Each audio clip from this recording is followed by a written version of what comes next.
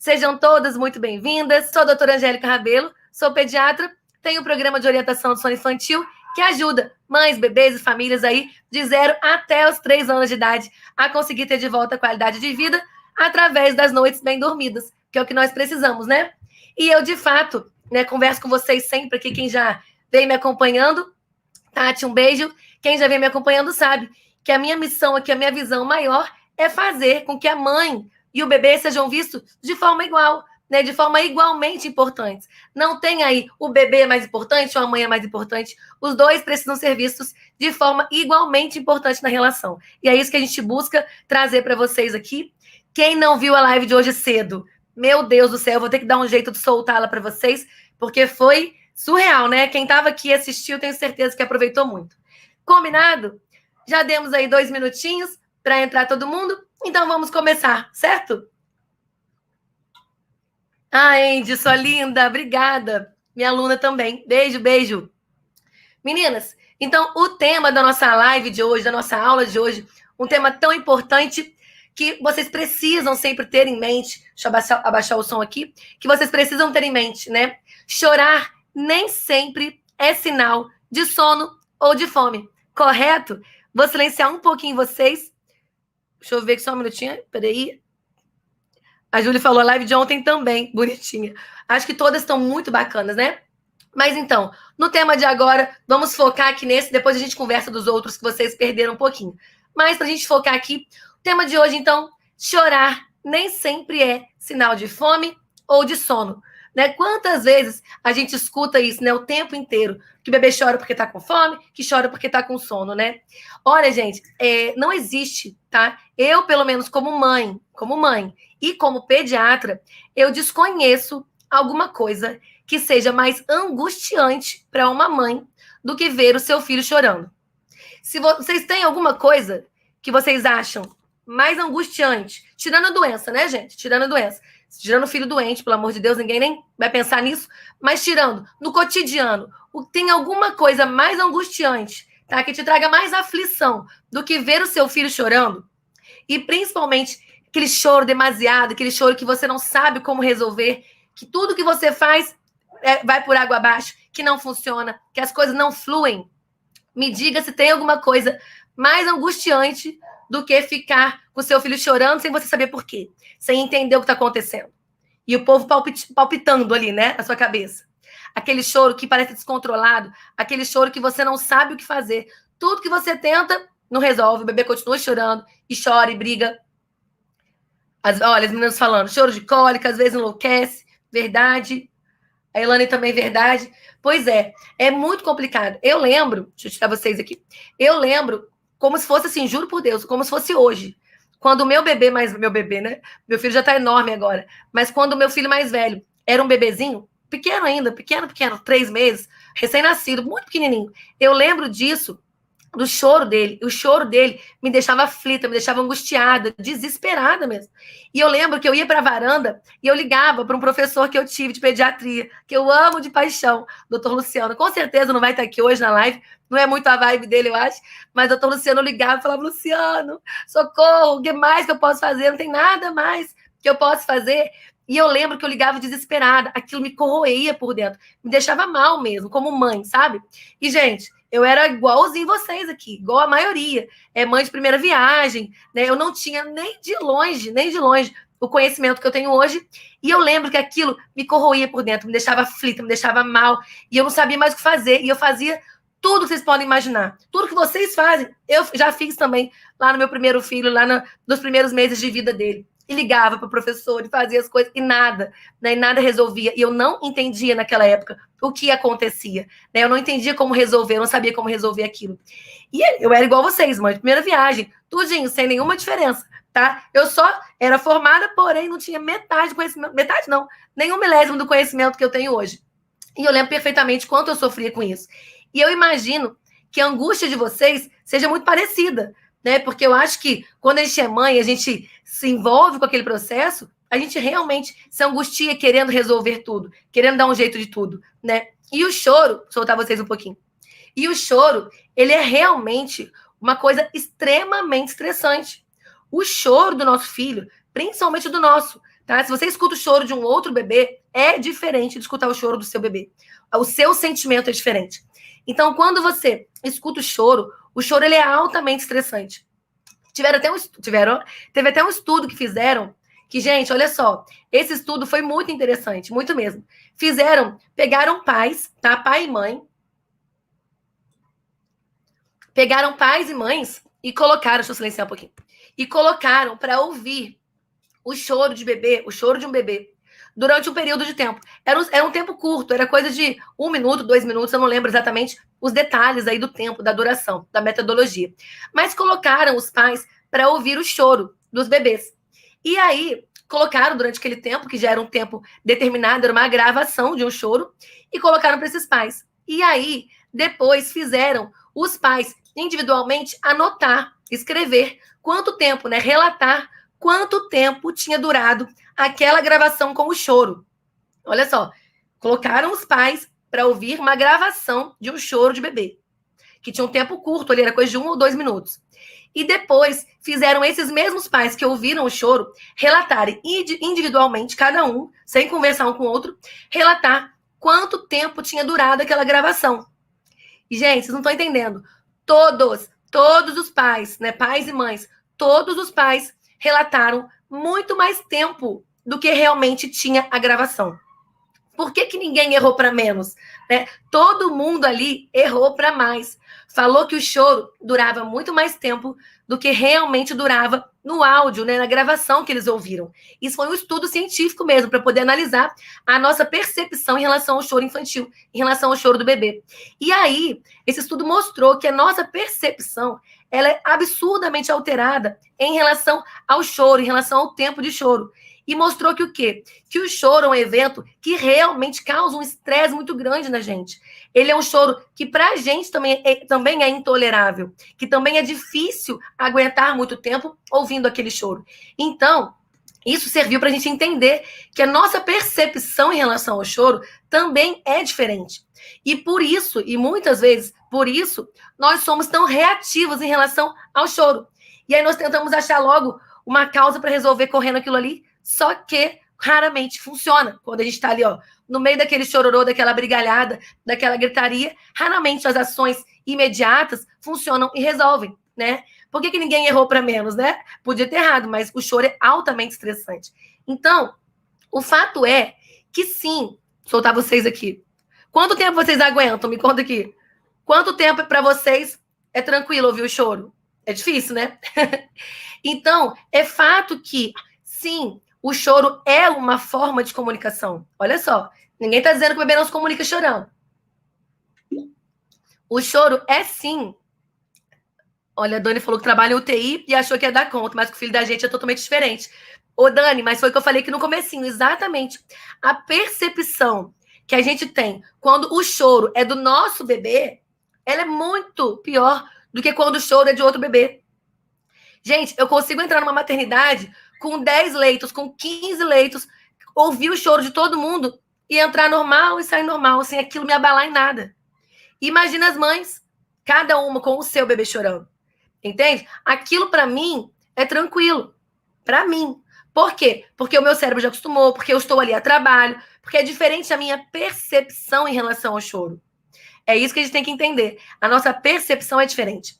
Enfim, voltando aqui na nossa continuidade. Então, o que acontece? Os bebês realmente se comunicam através do choro? Sim, eles se comunicam através do choro.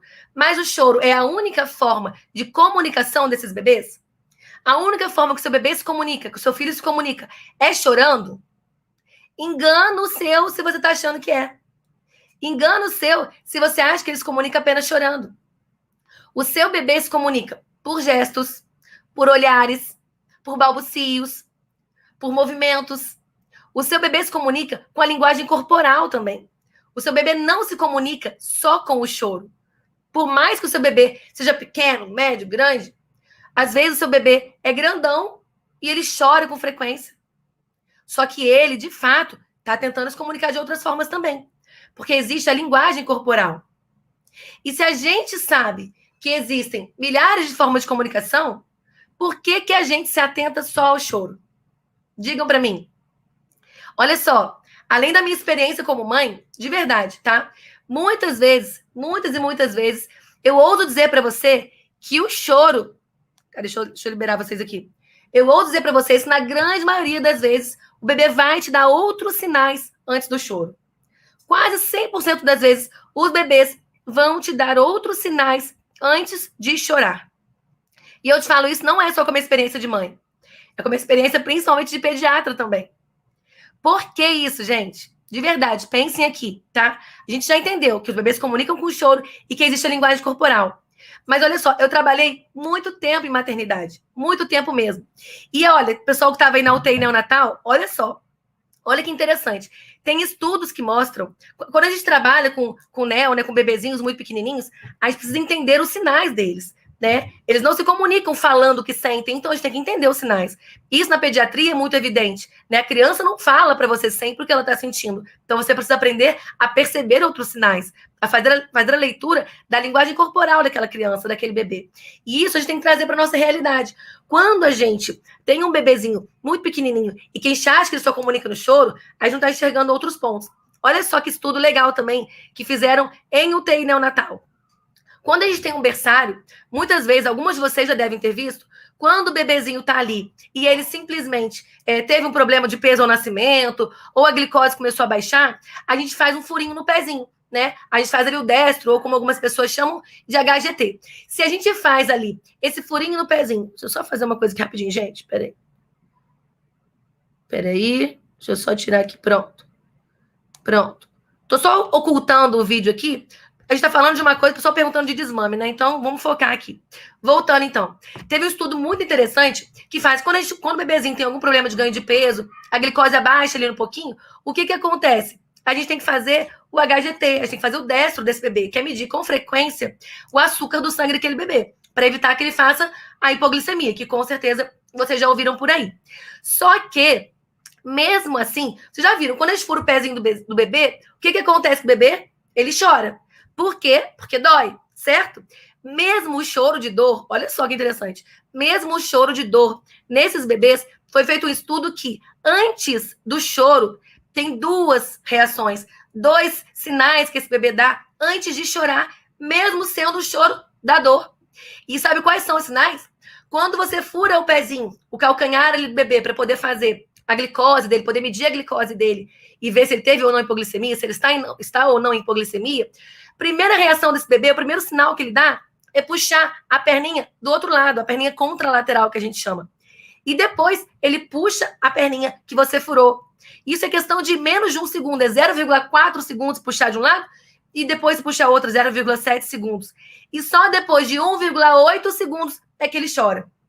Eu não vou entrar nesses pormenores com vocês, mas é só para entender que mesmo o choro de dor, às vezes tem sinais antes. Óbvio que ninguém tem que perceber esses sinais com 0,4 segundos, mas é só para vocês entenderem que até quando o bebê tem dor, tem uma resposta anterior ao choro. Então, o que a gente entende com isso? O que a gente conclui com isso?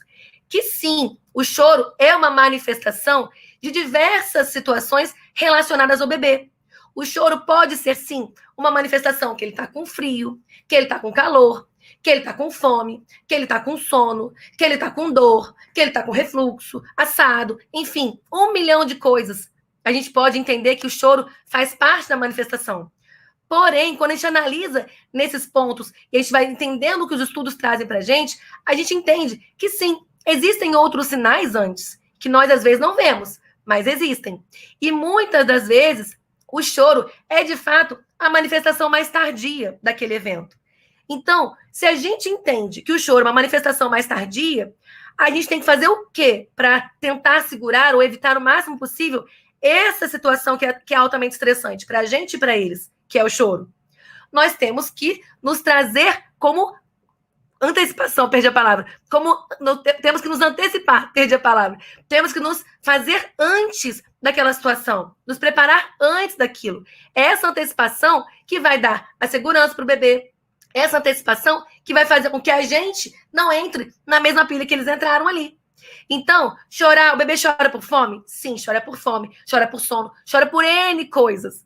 Se a gente já percebeu que eles choram por N coisas, por que coisa na vida, quando o bebê chora, o que alguém grita? O bebê começou a chorar. Começou, primeiro grito lá, primeiro choro do bebê, vem alguém e grita. Tá com fome. Corre lá que tá com fome, dá o peito. Não é? Primeira coisa que alguém grita quando escuta um bebê chorando, tá com fome. E aí, gente, o que a gente, né, pensa, o que a gente faz quando alguém grita, tá com fome? Né? Você já acha que é fome, o bebê só chora porque tem fome, né? Quando alguém vai lá e grita, tá com fome, dá o peito, né? Ou dá a mamadeira, para não fazer nenhuma comparação. E na mamadeira ainda fica mais difícil a situação, porque você hiperalimenta esse bebê, né? Você muitas vezes fazendo mamadeira porque acha que é fome o tempo inteiro, você hiperalimenta o bebê. E tá com sono, né? E às vezes não é. Às vezes não tem nada a ver. Às vezes o bebê tá com outra questão, com outra situação, e a gente acabou que não perdeu. É verdade. Pro marido, então, é mais ainda, né, Bruna? Meu marido, tudo é fome. Gente, isso é praxe dos maridos. Meu marido fez a mesma coisa comigo. O bebê chorava, ele quer o peito, tá com fome. É o tempo inteiro isso, né? E a gente vai perdendo a noção do que é, de fato, fome e o que não é fome. Mas isso aí, ó, é praxe dos maridos. É a capacidade do homem de não perceber nada mais do que aquilo que está na frente dele. Essa parte é bem frequente, é bem comum. Mas, enfim, o que eu estou dizendo para vocês aqui nesse ponto é que, raramente, o bebê começa uma manifestação com o choro. Dificilmente o choro é a manifestação primária daquela reação daquele bebê, daquele sentido daquele bebê. Vou fazer só um parênteses aqui para os choros de dor. Porque, de fato, quando alguma coisa acontece de forma muito aguda, muito abrupta ali, de fato, o choro tende a ser reativo e tende a ser a primeira manifestação que você percebe. Porque aqui ninguém vai perceber. Igual o teste, igual o estudo que fizeram sobre o pezinho. Ninguém vai perceber 0,4 segundos de um lado, 0,7 do outro e 1,8 segundos para chorar, né? Ninguém vai perceber esse tipo de comportamento aqui. É óbvio, com certeza. Mas, de qualquer forma, o choro, ele raramente é a manifestação inicial de qualquer coisa relacionada ao bebê. Ele tende a ser a manifestação tardia. E sim, é normal os bebês chorarem? Sim, é normal eles chorarem, é comum eles chorarem. Mas, geralmente, se a gente consegue se antecipar antes disso, se a gente consegue se antecipar ao que o bebê precisa, nós tendemos a ter um bebê que chora menos, um bebê menos angustiado. Passou o marido da Bruna, seja bem-vindo. Quais são as causas de choro que vocês conhecem? Por que o bebê chora? Se a gente for pensar, por que o bebê chora? O bebê chora porque tem fome, porque tem sono, porque tá cansado, porque foi estimulado demais, porque tem cólica. O que mais? Me falem aí. Por que o bebê chora? Porque tá dodói, porque tomou vacina. Por que o bebê chora? Tô vendo, tô lendo, hein? A fralda, nossa, a fralda é uma coisa super que a gente tem que conversar, né? Vou falar um pouco da fralda. Irritação, fome, sono, dor, fralda suja, cólica, banho, quer chamego, por 1000 coisas, né? O bebê chora por 1 milhão de coisas, né? Então, afinal de contas, né? Por que o bebê chora? Para tirar sangue, para agitação, por frustração, por calor, insegurança. Alguém falou insegurança aí? Estresse. Olha só, 1000 coisas, né? E quando a gente para ver, meu Deus do céu, mas como é então, né? Afinal de contas, como é que eu vou entender o que o meu bebê quer? Como é que eu vou entender o que eu preciso dar para ele se ele de fato, né, já está chorando? Se ele de fato começa chorando? Isso daí é o que a gente acha, né? Mas nós estamos descobrindo aqui que não. A palavra aqui pra gente, a palavra que a gente tem que pensar, quando a gente fala, como é que eu vou identificar o porquê que meu bebê está chorando? Ou como é que eu vou diminuir as chances do meu bebê ficar chorando e do meu bebê, de fato, ficar ali estressado, angustiado? A palavra mandatória aqui é observando o seu bebê, conhecendo o seu bebê, identificando quais são os sinais que ele te dá antes de chorar. E quando você ainda não sabe fazer isso, a melhor forma é fazer uma retrospectiva daquela situação. Como o seu bebê estava antes? Como estava o comportamento do seu bebê? Como é que ele fez antes? Vamos pensar na situação prática aqui. Vou dar um exemplo. Quem foi que falou da fralda aqui? Perdi. Vamos falar da fralda. A fralda é uma ótima ideia. Adoro falar. Cadê? Não lembro quem falou da fralda. Ah, perdi. Muita gente falou. Mas, enfim, a situação da fralda. Por exemplo, o seu bebê, ele chora porque a fralda tá suja, porque a fralda tá cheia? Me fala. Sim ou não? O bebê de vocês chora quando a fralda tá cheia, tá suja, tá de cocô? Ah, foi a Lê. Obrigada, Lê. Não foi a Tércia. Alencar. Os nicks de vocês, às vezes, é difícil, né? Foi a Tércia. Pronto. O bebê chora porque a fralda tá cheia, o bebê chora porque tá de cocô. Muitas vezes, a fralda ali realmente vai fazer diferença, vai fazer o bebê chorar. Só que, presta atenção, quantas vezes você já viu o seu bebê fazer o xixi e já chorar? Sem estar com infecção de urina, né, gente? Quantas vezes o bebê faz xixi e já chora? Quantas vezes o bebê faz cocô e já chora? Se o bebê, por exemplo, né, não tem disquesia, não tem aquela dor para evacuar, se o bebê só faz cocô normal, bonitinho lá, ele chora imediatamente? Chora de cara? Não chora de cara. O bebê não chora quando ele faz xixi e pronto. Então ele não chora para te avisar que fez xixi. O bebê só chora com a fralda, só chora por causa da fralda, quando a fralda está desconfortável. Quando ela causou desconforto para o bebê. É por isso que o bebê de um monte de gente não chora, porque às vezes não chegou na fase de estar desconfortável. Então, o bebê não vai chorar, fez xixi e já chora. O bebê não vai, fez cocô e já chora, se ele não tiver, de fato, uma disquesia, né? Ele vai fazer as necessidades dele normais e não vai chorar, não vai fazer nada. Agora, se o seu bebê está chorando e ele melhora quando você troca a fralda dele, é porque você deixou chegar na fralda no limite que está desconfortável para o seu bebê. E o seu bebê não é igual ao meu, não é igual ao da vizinha. Cada um tem um limite para aguentar uma fralda desconfortável ou não. Ele chora porque a fralda vazou e aí umedeceu a roupinha dele e aí deu frio. Ele chora porque ele assou o bumbum, ficou muito tempo de cocô. Então ele não chora porque ele fez xixi. Ele não chora por causa da fralda. Ele chora pelo desconforto que foi ficar tanto tempo molhado ou tanto tempo de cocô. Dificilmente chora por outro motivo em relação à fralda se ela não estiver desconfortável, se ela não tiver ficado cheia demais. Sabe aqueles bebezinhos de 1 ano que andam com a fralda pendurada ali? Pois é, quem nunca viu, né? Sempre tem. E isso, se você deixar mais tempo e assar o seu bebê, causa um desconforto. E aí o seu bebê chora. Então, você não poderia se antecipar a esse evento? Você não poderia se antecipar e trocar essa fralda antes de chegar ao choro do bebê? Não é ficar trocando fralda, Deus dará, porque fralda não tá, né? Tá pela hora da morte, né? Como diz minha mãe. Tá uma fortuna. Mas você não pode se antecipar e trocar um pouco antes, e olhar um pouco antes, e verificar um pouco antes. Isso é você se antecipar ao problema. E aí o seu bebê vai continuar chorando por causa da fralda? O bebê que chora por causa de fralda vai chorar? Não vai chorar. Você está eliminando um dos motivos pelo qual o bebê chora, pelos quais o bebê chora. Entende? Outro exemplo. Quem quer me dar outro exemplo pra gente falar aqui? Vamos pensar em outra situação prática, então. Pessoal aqui do Face também, do YouTube. O bebê de vocês, vamos falar do sono.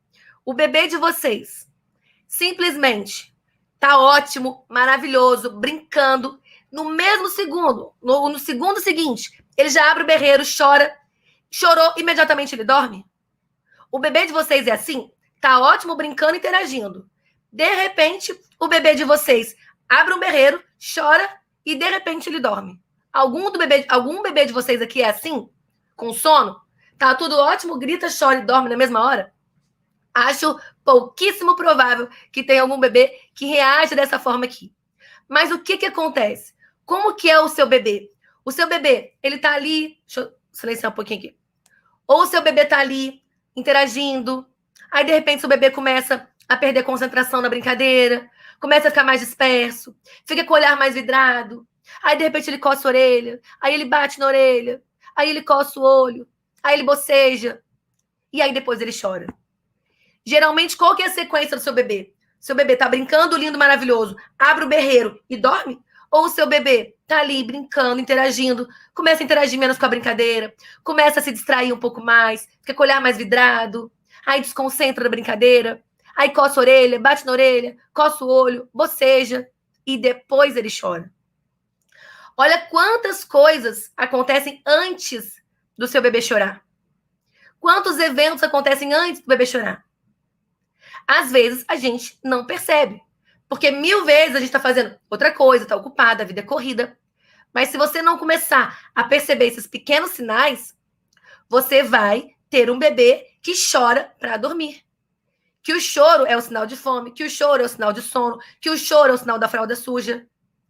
Vocês entendem o quanto que se a gente se antecipar aos eventos, entender o que acontece antes do choro, a gente consegue ter um bebê muito menos reativo ao choro, muito menos angustiado, muito menos estressado.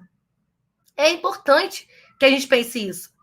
A forma com que eles se comunicam, tá? É sim também o choro, mas existe muita coisa antes desse choro. Muita coisa mesmo. A André falou que o Afonso fica bêbado. Não se segura, bate em tudo. Gente, é muito engraçado. E eu estava lendo sobre isso esses dias ainda.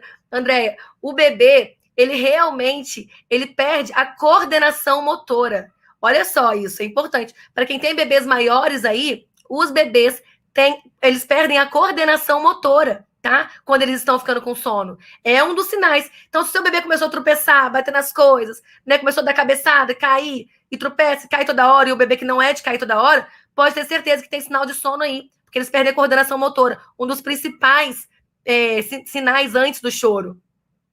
A Kelly mandou, minha aluna lindona. Aqui não tem mais choro para dormir. Ai, que linda, obrigada. Graças a mim, nada, graças a nós, né, Kelly? Você batalhou muito também, com certeza. Bonitinha. Então, gente, nós temos que ver o que tem ali, ó, naquelas entrelinhas, o que tem antes, porque é isso que vai trazer para você um bebê igual o bebê da Kelly, que não chora mais para dormir. Porque ela, com certeza, entendeu os sinais que ele dá antes aí. Então, tirando aí esses episódios de dor, essas coisas que a gente realmente pensa aí, né, que são mais agudas. Tô rouca, gente, desculpa. Essas coisas que de fato são mais agudas, a gente realmente precisa, né, saber que, tirando isso, o bebê dá outros sinais antes, tá? Então, se o seu bebê chora porque tem fome, porque tem frio, porque tem calor, porque tem, sei lá o que, irritação, é hora da bruxa, efeito vulcânico. Se o seu bebê chora por milhões de coisas, você precisa conhecer mais o seu bebê. Porque o choro não é a manifestação primária de uma reclamação, digamos assim, de alguma coisa que o bebê quer te falar. Os bebês se comunicam com o choro também. O choro faz parte da comunicação. E quando é que o choro é usado? Quando, de fato, outros sinais da comunicação não foram eficientes. É basicamente isso. Então, por mais que falem, chorar é normal, todo bebê chora. Conversamos sobre isso hoje de manhã.